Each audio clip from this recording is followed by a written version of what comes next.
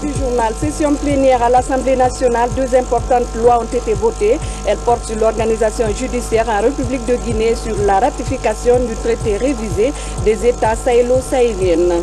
Et puis la journée mondiale de l'environnement, en prélude à l'événement, la ministre de l'Environnement vient de lancer une campagne de reboisement à Bofa. Forte mobilisation à Mandiana, les populations réaffirment leur soutien aux actions de développement du chef de l'État. Mandiana dit oui au professeur Alpha Condé. Bonsoir à tous, toutes nos excuses pour ce retard dû à une panne technique. Pour ouvrir ce décret portant nomination au cadre au ministère de l'Hôtellerie, du Tourisme et de l'Artisanat, le président de la République décrète. Article 1er, M. Kaba Diakité, précédemment directeur général adjoint chargé des finances et de l'investissement au Grand Hôtel de l'Indépendance, est nommé directeur général de l'Office national de promotion de l'artisanat. Article 2, le présent décret qui prend effet à compter de sa date de signature sera enregistré et publié au journal officiel de la République. Conakry, le 2 juin 2015, signé professeur Alpha Condé. Et la feuille d'audience du chef de l'État, professeur Alpha Condé, a reçu ce soir la présidente de la commission de consolidation de la paix. Plusieurs sujets ont été débattus, notamment l'organisation d'élections libres et transparentes en Guinée. Compte rendu, Sanassi Keita.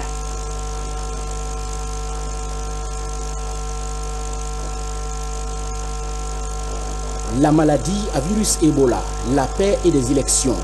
Ce sont les 3 sujets qui sont au menu de ces discussions entre le président de la République et la présidente de la formation Guinée de la Commission de consolidation de la paix des Nations Unies. Sylvie Lucas a manifesté sa volonté, à travers son organisation, à accompagner la Guinée dans son processus de développement socio-économique et politique amorcé.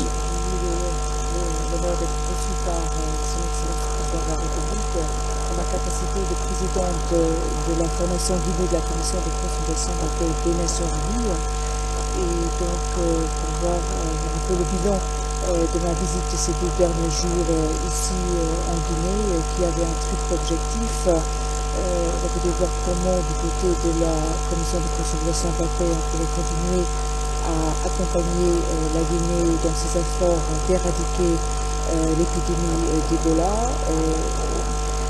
Deuxièmement aussi que nous voir discuter, entendre la perspective des autorités, comment on pourrait assister dans le cadre du processus électoral qui est en cours pour essayer de soutenir les efforts diplomatiques qui sont en cours pour essayer d'arriver à un accord sur l'organisation d'élections libres, pacifiques, transparentes, voir aussi sur le soutien financier et technique que la communauté internationale peut apporter.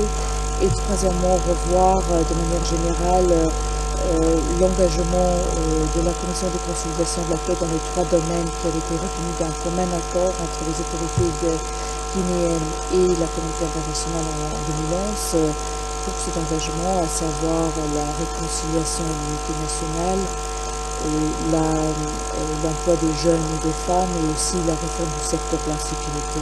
Juste après cet entretien du président de la République avec l'émissaire du secrétaire général de l'Organisation des Nations Unies, le gouvernement guinéen et le groupe sud-africain Africa Gateway Suppléa ont procédé à la signature d'un protocole d'accord qui porte sur la construction de 50 000 logements sociaux en Guinée.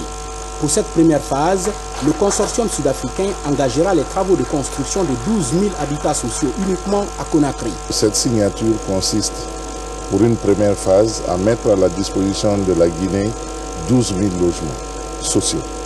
Ces 12 000 logements sociaux vont s'étendre sur toute l'étendue du territoire jusqu'à atteindre 50 000 logements à la fin de 8 années de convention que nous venons de signer avec l'Afrique du Sud.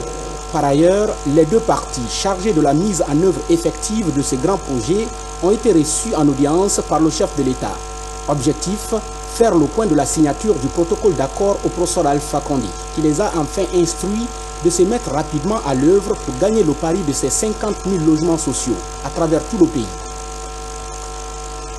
À l'hémicycle, l'adoption hier de deux importantes lois, des lois relatives à l'organisation judiciaire en République de Guinée et à la ratification du traité révisé de la communauté sahélo-sahélienne. La première pourrait redorer le blason de la justice et la seconde permettre de lutter contre les fléaux transnationaux. Les explications de Robert Silitorno. Ce sont deux lois qui ont été votées à l'unanimité par les honorables députés. La première loi porte sur l'organisation judiciaire en République de Guinée. L'adoption de cette loi vient ainsi corriger les imperfections constatées depuis dans le fonctionnement de nos cours d'assises. Au nombre de ces dysfonctionnements, la lenteur dans l'arrêt des procès et le coût élevé des frais judiciaires. Cette réorganisation a pour objectif essentiel de mieux rapprocher la justice des justiciables et de corriger certaines lacunes qui consistent notamment à modifier des lois par décret. Cette loi permet de faire entrer la Guinée dans la modernité qui était maintenant obsolète.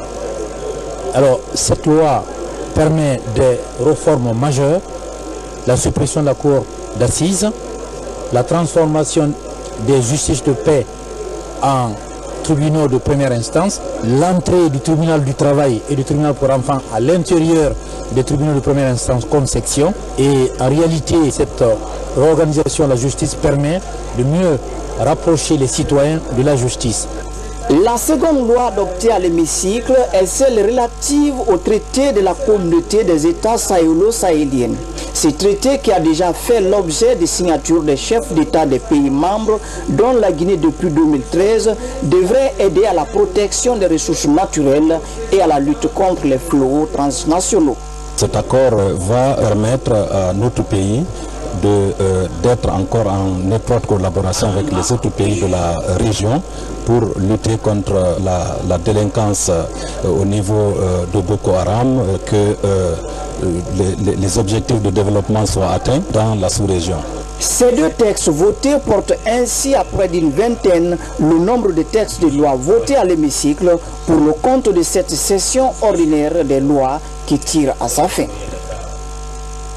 Le contenu de ce communiqué en provenance de l'Assemblée nationale. Le président de l'Assemblée nationale porte à la connaissance des honorables députés, des membres du gouvernement, des membres des institutions républicaines, des partenaires techniques et financiers et du peuple de Guinée que, conformément aux dispositions de la Constitution, la première session ordinaire de l'année 2015, dite session des lois, sera ouverte vendredi 7 mai 2015, sera close ce mercredi 3 juin 2015 à 11h précises à l'hémicycle au Palais du Peuple. Sont conviés à cette cérémonie de clôture le Premier ministre chef du gouvernement, les présidents des institutions constitutionnelles, les membres du gouvernement, le corps diplomatique et consulaire, les représentants des institutions internationales, le gouverneur de la Banque centrale, le chef d'état-major général des armes des forces armées, le gouverneur de la ville de Conakry,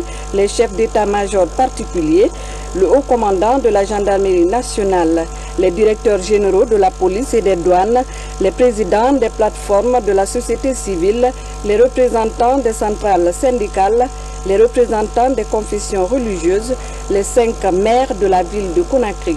Vu l'importance de cet événement, la présence de tous est vivement souhaitée. Conakry, le 2 juin 2015, pour le bureau de l'Assemblée nationale, Dr Mohamed Berete. Création d'une école nationale d'administration en Guinée, l'Afrique du Sud propose son expertise pour appuyer ce projet. Une délégation sud-africaine conduite par son ambassadeur a été reçue hier lundi par le ministre de la fonction publique. Les entretiens ont porté sur la nature de l'assistance de la nation arc-en-ciel. Mamadi Ternakamisoko. Au centre des échanges entre la délégation sud-africaine et les cadres de la fonction publique, l'établissement de l'École nationale d'administration de Guinée. L'Afrique du Sud veut aider à la mise en œuvre du projet. Après discussion, les deux parties entendent mettre à contribution leurs experts pour déterminer la nature de l'assistance sud-africaine. À partir d'aujourd'hui, je pense que c'est le département technique avec la structure concernée de l'Afrique du Sud qui vont, n'est-ce pas, travailler sur la base des données existantes. Et pour ça, une fois que ce travail est fait, maintenant on va sortir publiquement le travail conjoint entre les deux parties. En termes de défis pour l'opérationnalisation de l'ENA de Guinée figure la valorisation du site de Sietara Kenende, le début des études architecturales et la proposition de l'enveloppe financière liée à la construction des infrastructures. C'est pourquoi les autorités guinéennes veulent saisir l'opportunité qu'offre l'Afrique du Sud. L'Afrique du Sud est la bienvenue pour renforcer, n'est-ce pas, cette capacité dans le cadre de partenariat, n'est-ce pas, afin de nous doter, n'est-ce pas, des infrastructures, c'est-à-dire le campus, les logements au niveau du site qui nous a été octroyé. La Guinée tient à la réalisation de cet ambitieux projet. Il y a quelques jours, les travaux de clôture du site de l'ENA de Guinée ont été lancés. Éducation, employabilité, leadership et développement personnel, c'est le thème d'une conférence débat animée par le ministre de l'Enseignement supérieur à l'Université de Sophonia. Il était assisté du représentant résident de la Banque mondiale et de la directrice générale de NCA Guinée. Objectif, aider les étudiants à affronter le marché de l'emploi. Francis Collier. Comment trouver un emploi après les études? Cette question préoccupe bon nombre d'étudiants. Ici, à l'université de Sophonia, 3 personnalités animent le débat et trouvent qu'il faut adapter la formation aux besoins du marché de l'emploi. En plus, les jeunes doivent bien se cultiver et avoir des objectifs clairs. C'est extrêmement utile d'échanger avec ces jeunes pour rehausser leur confiance en eux-mêmes et surtout leur indiquer que leur avenir est entre leurs mains, pas dans les mains de quelqu'un d'autre.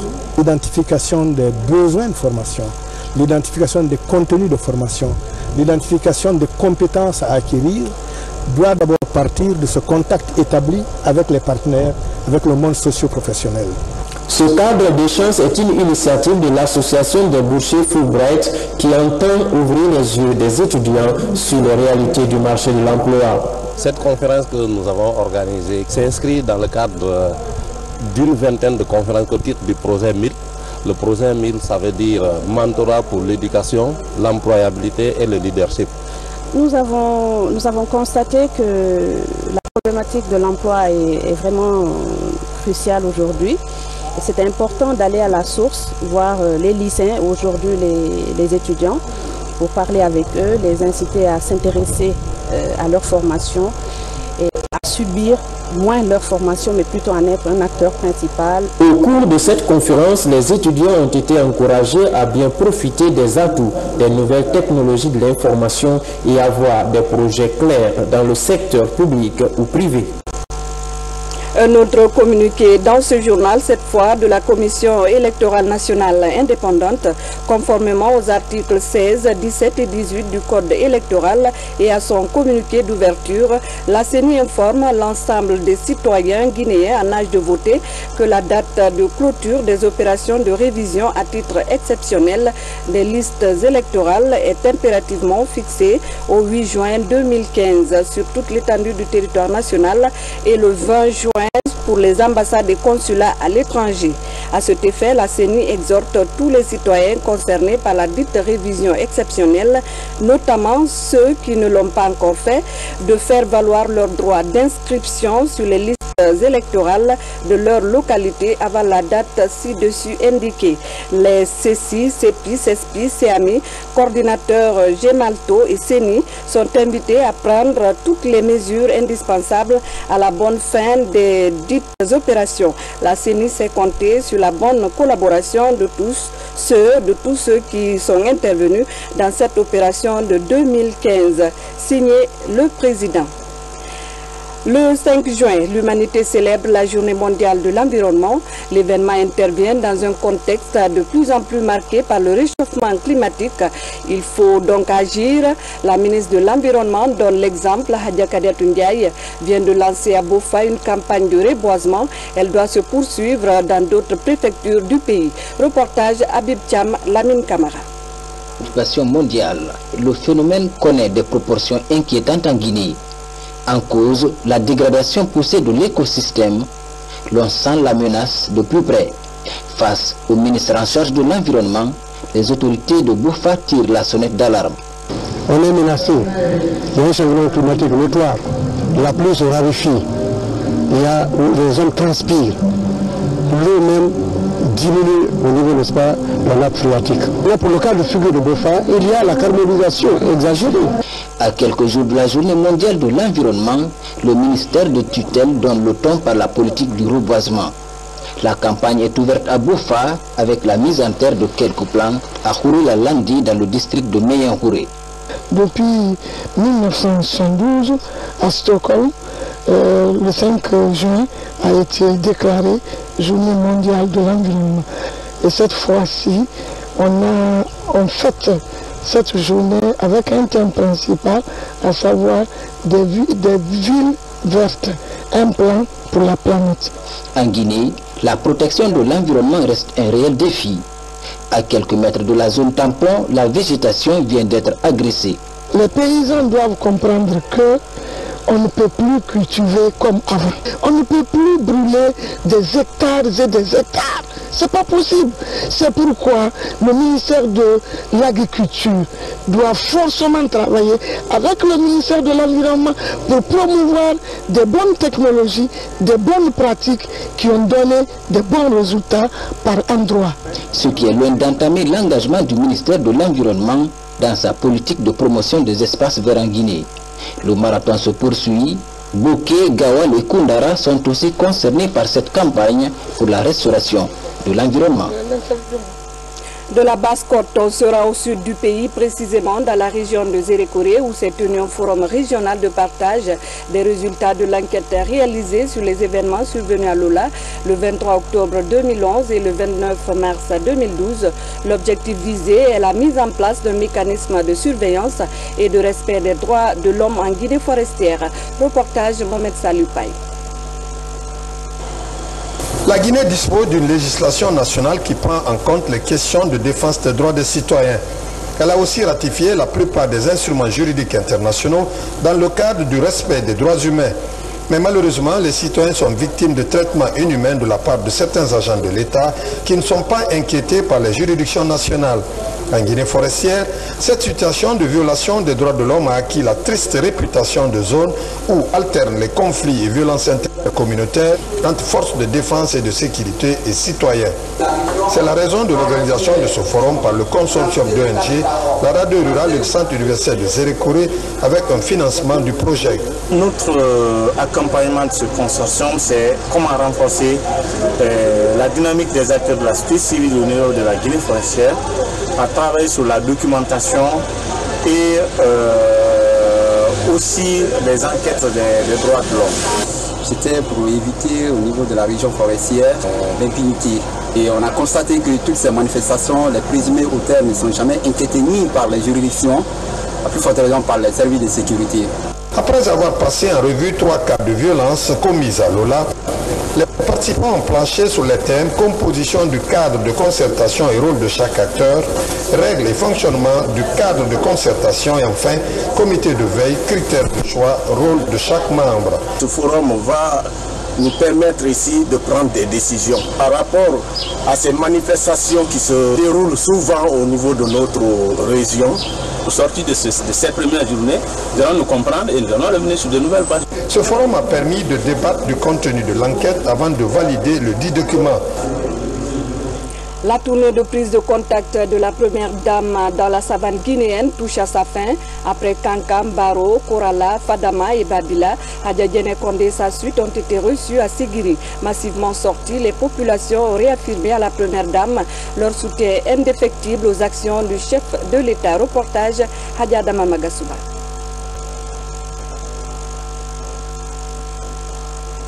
Ce matin à Sigiri, il n'y a eu aucune autre activité que cette grandiose cérémonie de réception organisée par les femmes de cette préfecture minière. Les citoyennes et citoyens de Sigiri, une fois encore, vous garantissent qu'ils soutiendront toujours les actions de développement du procès Alpha Condé. Vous encourage à persévérer dans vos efforts de paix. Pris pour l'éradication totale de l'épidémie à virus Ebola en Guinée. Nous demandons humblement à votre fondation son assistance aux groupements et associations de femmes résidant à Sigiri et qui œuvrent inlassablement dans le cadre de l'assainissement, de la couture et d'autres actions de développement. En effet, ce sont 83 CD et groupements de femmes qui ont invité l'épouse du chef de l'État au lancement de leur mouvement. Toutes vêtues de blanc, symbole de fidélité et de pureté, ces dames se sont massivement mobilisées à la place de l'indépendance pour réserver un accueil impressionnant à Haga Guinée-Kondé et sa suite. L'occasion est opportune pour vous poser les doléances de ces braves femmes.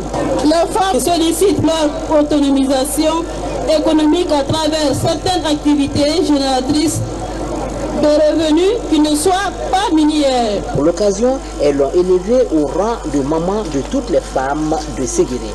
Pour lier l'acte à la parole, Haga Guinée-Kondé fut séance tenante, habillée de la tête aux pieds par les initiatrices de l'événement.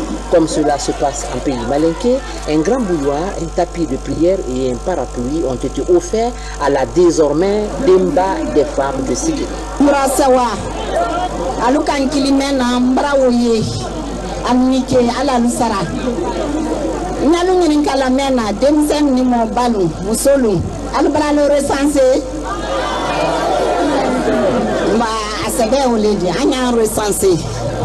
Parce que votre laissez toter le 11 musolu ngeni ko karfalalla alu le dembatidi ali alganto ida al dendo vote wati basse beyetu la candidat koto kele kana boaro ante kele fe la Guinée dembati le dise o ko la sala ne konte la luka beyi demina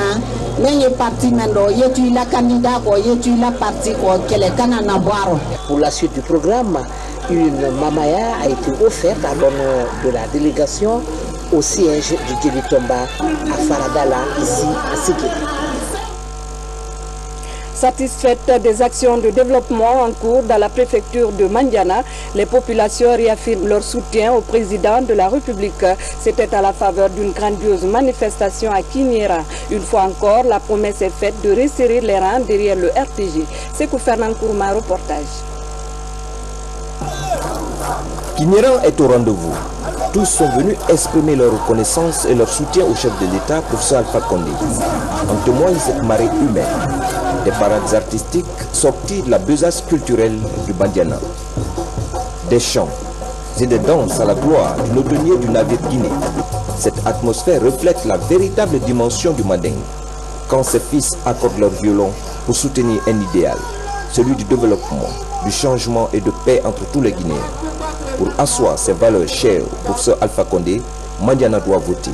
Nous avons demandé à tous ceux qui ont l'âge de voter, à tous ceux qui ont 18 ans, de se faire recenser pour qu'aux prochaines élections présidentielles, que chacun puisse voter librement. Parce que ici, je n'ai pas demandé si c'est pour les professeurs qui vont voter, parce que quand je suis arrivé, ils m'ont dit qu'ils n'ont pas deux candidats. Le seul candidat qu'ils ont ici, c'est le professeur Alpha Condé, et c'est lui qui sera choisi par Mandiana. Des ressortissants de la région ont regagné leur terroir pour vivre l'événement. Ils entendent accompagner le président Alpha Condé pour ses nobles services rendus à Mandiana.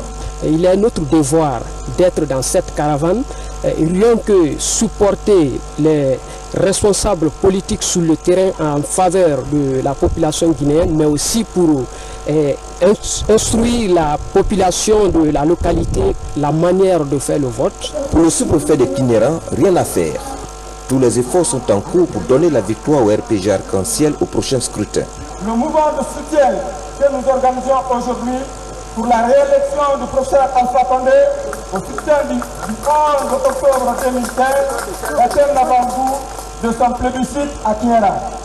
Pour y parvenir, les gens se sont enrôlés massivement. Ces opérations de recensement ont été un vrai succès de notre sous-préfecture. Grâce aux efforts des femmes balayeuses de Mandiana, de nombreux conflits communautaires sont résolus. Il y a un an qu'elles organisaient le forum de Mandiana, une rencontre qui a permis d'en finir avec les conflits miniers qui endeuillent la préfecture. Aujourd'hui, Elle décerne des satisfecits à tous ceux dont les actions ont contribué à asseoir la paix dans la région. Culture dans ce journal, la première édition Sembema Guinée s'est tenue ce samedi. Elle est organisée par la structure Akram Prod. Il s'agit de récompenser les meilleurs talents entrepreneurs ou managers de tous les secteurs socio-professionnels. Fatimatou Diallo, Mama Sata Kamara. Pour sa première édition, Sembema Guinée vise à encourager des talents à travers ses distinctions honorifiques. 50 personnes présélectionnées par la structure Akram Prod. Parmi celles-ci, 10 sont primés sur la base d'un certain nombre de critères. L'idée d'organiser cet événement, j'ai lu vraiment l'inspiration à travers les œuvres et les actes des Guinéens et de certains Guinéens qui ne sont plus vraiment, qui ne sont plus de ce monde. C'est à travers les œuvres et les actes vraiment que j'ai tiré vraiment l'initiative. Tous les secteurs socio-professionnels sont concernés par ce prix Sembema qui symbolise la force. De la sécurité à la société civile, en passant par la culture ou encore l'éducation et le sport, des icônes qui ont marqué l'histoire de la Guinée sont récompensées. C'est un grand plaisir parce qu'il faut reconnaître la valeur des hommes, même quand ils ne vivent pas. C'est des gens qui ont travaillé, qui ont œuvré pour la nation, qui ont lutté, donné une identité à ce pays, à cette nation de l'Afrique, dans la musique. C'est une fierté. Et en 2009, lorsqu'on était en chantier d'ouverture de cette université, qu'aujourd'hui on se voit devant une quarantaine d'universités avoir un tel prix, c'est une grande joie pour moi. Et ce n'est pas aussi le premier prix, hein, c'est mon deuxième prix. Akram Prod a aussi décerné des distinctions à titre posthume à des cadres ayant posé des actes bénéfiques avant de quitter ce bas monde. Depuis ce matin, le groupe de presse Chéri FM Tativi n'aimait pas. Le pylône principal de la radio et de la télé a été arraché par un vent violent la nuit dernière. Les dégâts sont énormes. Dans la matinée, confrères, autorités politiques et de l'administration sont venus partager la peine des travailleurs du groupe de médias. Reportage Mamadi Ternakaniso. Sous le regard impuissant des travailleurs de Chéri FM TV, des débris de pylônes sont à terre. L'antenne qui permet de diffuser le signal du groupe a été arrachée par le vent violent de la nuit dernière. Après une chute sur ce immeuble de 7 étages, on ne pouvait rien espérer. Nous avons 12 panneaux et puis 4 antennes Yagi. Donc les 4, rien que le système d'antenne pour la radio nous fait quelque chose de 2500 € minimum. Et pour la télé, il faut multiplier par 5. Les dégâts sont énormes et comme conséquence, tous les programmes radio-télé sont arrêtés. Pourtant, à travers l'émission La Tribune de l'Actu Plus, diffusée tous les matins, le groupe Chéri FM TV avait gagné le cœur des citoyens et des politiques. Malheureusement, ce que nous voyons ce matin, c'est un média de moins. Donc plusieurs opinions de moins dans le paysage médiatique de notre pays. Et c'est pourquoi je viens solennellement témoigner notre soutien en ces moments difficiles à Tativi et de leur dire que notre soutien ne manquera pas pour que Tativi puisse reprendre rapidement les émissions. La direction, pour l'heure, tente de trouver les solutions.